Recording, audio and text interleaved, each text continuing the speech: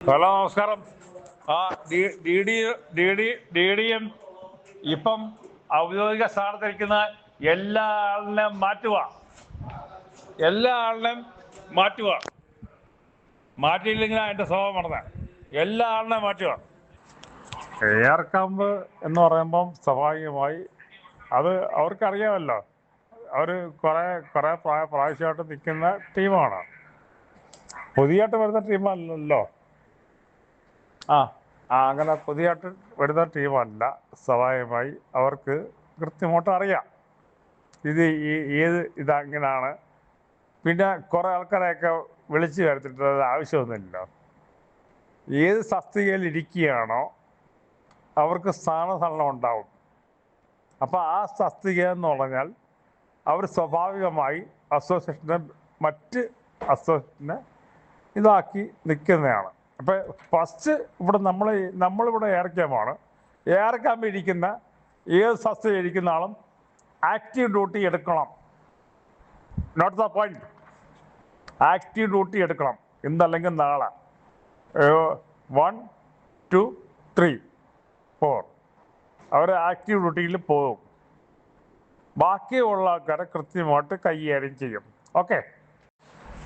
ആ ഇലക്ഷനുമായിട്ട് ബന്ധപ്പെട്ട് കൃത്യമായിട്ട് അവിടെ DD-യിലും അതുമായിട്ട് ബന്ധപ്പെട്ട ആൾക്കാർ ഒരുത്തരും അവിടെ കാണാൻ പാടില്ല. ഘട്ടമായിട്ട് മറിക്കൊണ്ടണം. ഒരുത്തണം ഇപ്പം കഴിഞ്ഞ അസോസിയേഷൻ്റെ ആൾക്കാർ അങ്ങനെ ആരെങ്കിലും ഉണ്ടെങ്കിൽ ഘട്ടമായിട്ട് മറിക്കൊണ്ടണം. ഒരുത്തനും അവിടെ കാണാൻ പാടില്ല. അവിടെ പറഞ്ഞേക്കും. ഹലോ, നമസ്കാരം. അപ്പം നമ്മുടെ ഇപ്പം 10 വർഷമായിട്ട് ഭരണം മാറിയാണ്. ഭരണം മാറുമ്പം സ്വാഭാവികമായി DD അല്ലെങ്കിൽ MD അങ്ങനെയൊക്കെ കുറേ എയർ ക്യാമ്പിൽ കുറേ പ്രൊസീജിയറുണ്ട്. അവർ സ്വാഭാവികമായി രാജിവെച്ച് മാറിക്കൊടുക്കുക, അല്ലെങ്കിൽ പറിച്ചെറിയും. സ്വാഭാവികമായി നമ്മളിവിടെ എയർ ക്യാമ്പുണ്ട്. ഇവിടെ കുറേ ആൾക്കാരുണ്ട്. നമ്മൾ കഷ്ടനഷ്ടങ്ങളും കാര്യങ്ങളും സഹിച്ച് 10 വർഷമായിട്ട് നിൽക്കുന്ന ആൾക്കാരാണ്. അപ്പം ഒരാൾ മാറിക്കൊടുക്കുകയോ ഒന്നും ചെയ്യാൻ പാടില്ല. മാറിക്കൊടുക്കണം. അപ്പോൾ അവർ പുതിയ ടീം വന്ന് ജോയിൻ ചെയ്യുമ്പം അവർക്ക് ഷെയ്ക്ക് ഹാൻഡ് കൊടുത്ത് പിരിയുക. ഭരണം മാറി, രീതി മാറി.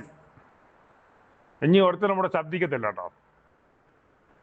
ഒരുത്തരും ഇവിടെ എയർ ക്യാമ്പിൽ ശബ്ദിക്കത്തില്ല. ഓക്കെ എന്നാ.